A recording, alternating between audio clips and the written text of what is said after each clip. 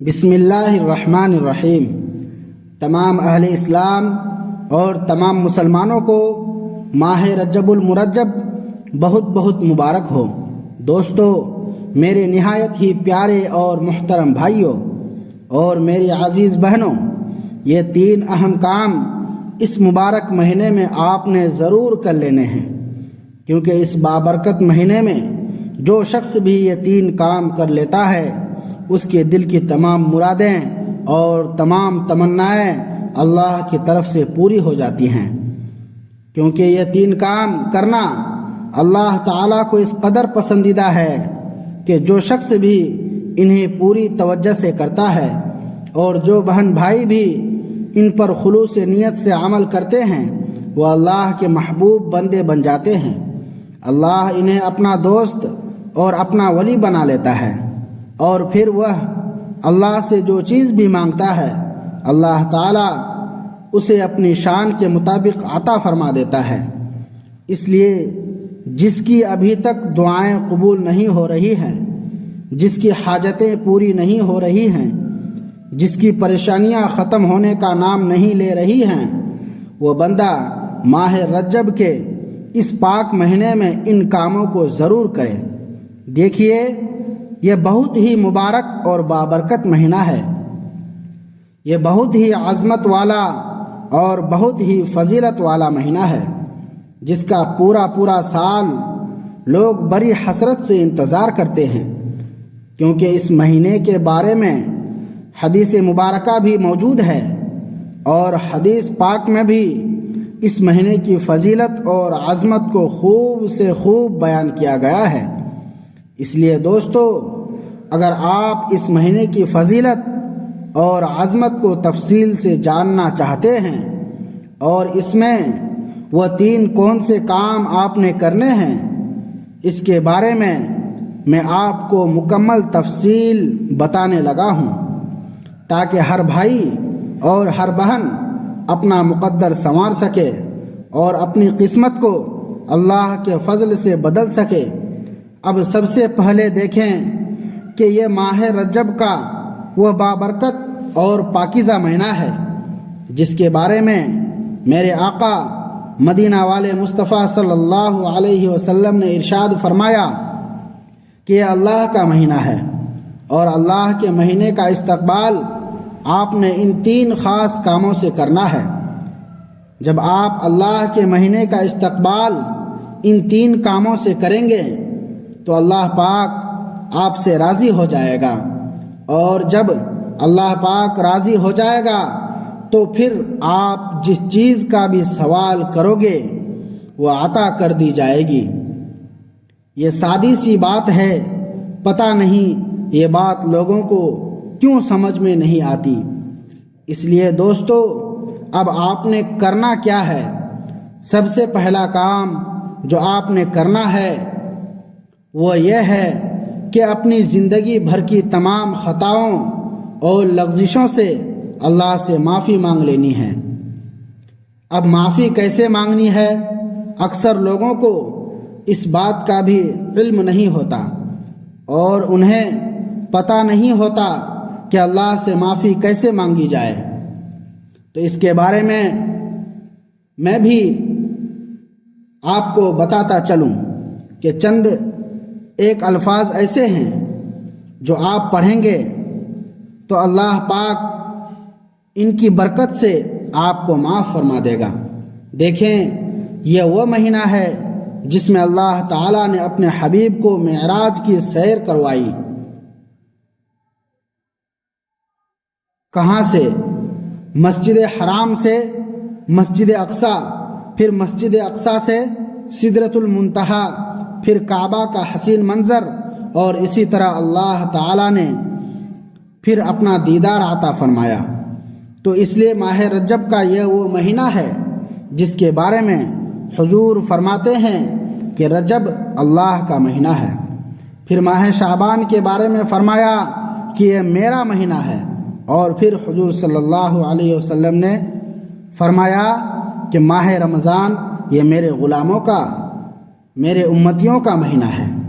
تو اس مہینے میں اب ہم نے اس کے پہلے دن کا روزہ رکھنا ہے۔ ماہ رجب کے پہلے دن کا روزہ رکھنا 3 سال کے گناہوں کا کفارہ ہے۔ اسی طرح اس کے دوسرے دن کا روزہ رکھنا یہ 2 سال کے گناہوں کا کفارہ ہے، اور اس کے تیسرے دن کا روزہ رکھنا یہ 1 سال کے گناہ کا کفارہ بن جاتا ہے۔ اس کے بعد باقی جتنے بھی دن ہیں اس میں جو کوئی بھی شخص روزہ رکھے گا وہ 1 مہینے کے گناہوں کا کفارہ بن جائے گا۔ تو یہ اس مہینے کی اصل عظمت اور شان اور فضیلت ہے، اور اس مہینے میں جو شخص 1 نیکی کرتا ہے نا، اس کو 1 گناہ نہیں، 2 گناہ نہیں، 10 گناہ نہیں، بلکہ 70 گنا زیادہ اللہ تعالیٰ ثواب عطا فرماتا ہے۔ تو پہلا کام جو ہم نے کرنا ہے وہ استغفار ہے۔ میں آپ کو ایک ہی اس مہینے کا خاص عمل بتاؤں گا، وہ آپ نے کرنا ہے۔ یہ 3 کام ایسے ہیں جو آپ کی زندگی بدل دیں گے، جو آپ کے حالات بدل دیں گے، اور جو آپ کی قسمت کے بند تالے کھول دیں گے، اور ان 3 کاموں کے ذریعے آپ کے گھر میں اللہ کی رحمت موسلا دھار بارش کی طرح برسے گی، اور آپ کے گھر میں رزق اب بارش کے قطروں کی طرح گرے گا۔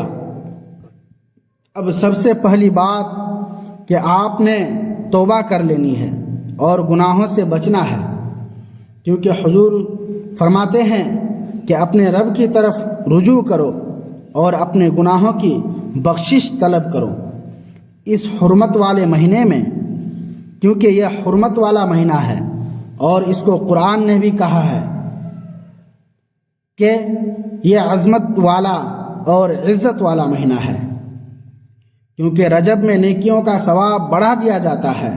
اور اسی طرح حضور علیہ السلام نے فرمایا کہ اگر تم موت کے وقت پیاس سے راحت چاہتے ہو، ایمان کے ساتھ اس دنیا سے رخصت ہونا چاہتے ہو، اور شیطان کے شر سے نجات چاہتے ہو، تو اس مہینے کا ادب کرو، اس میں روزہ رکھنے کی کوشش کرو، گناہوں سے سچی توبہ کرو، اور اس میں زیادہ سے زیادہ نیکی کے کام کرو، تو اللہ تمہیں سلامتی بھی عطا فرمائے گا اور جنت بھی عطا کرے گا۔ اس لیے دوستو، ماہ رجب کا یہ وہ مہینہ ہے جس کے بارے میں حضرت معاذ بن جبل رضی اللہ تعالی عنہ بیان کرتے ہیں، اور حضرت انس بن مالک نے اس حدیث پاک کو روایت کیا ہے۔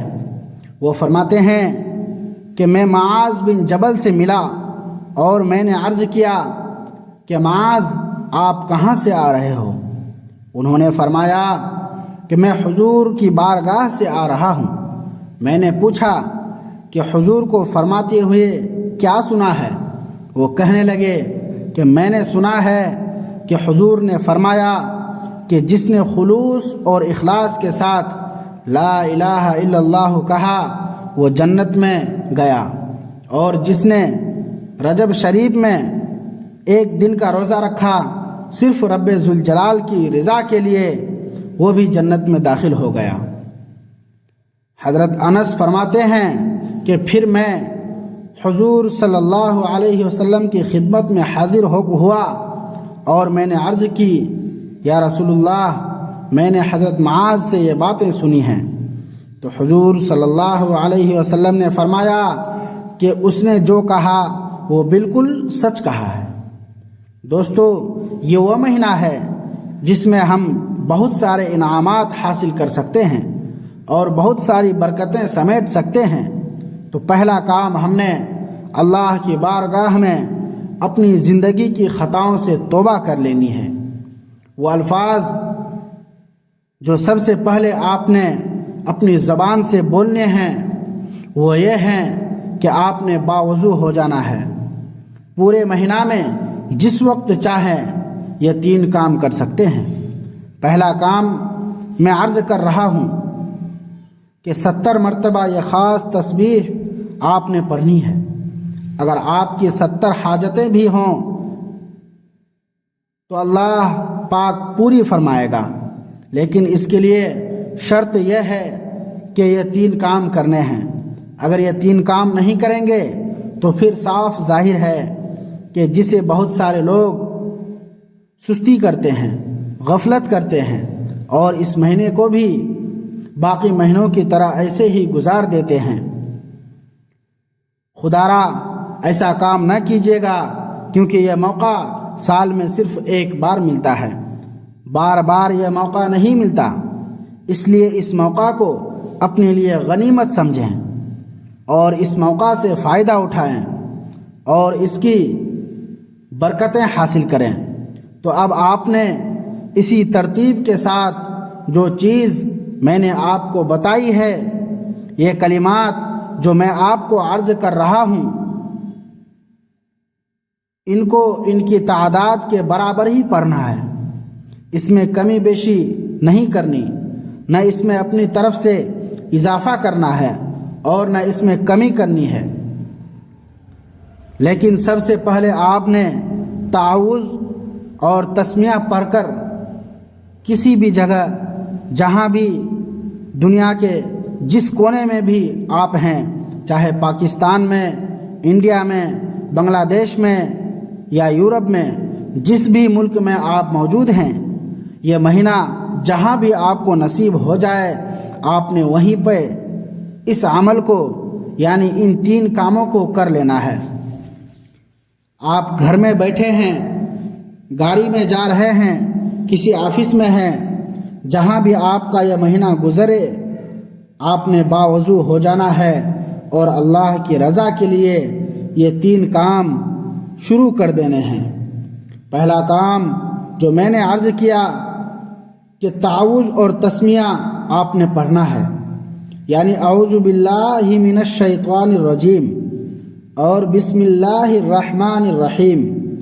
یہاں بسم اللہ کی جو تعداد ہے اس کو آپ نے بسم اللہ کے حروف کے برابر پڑھنا ہے۔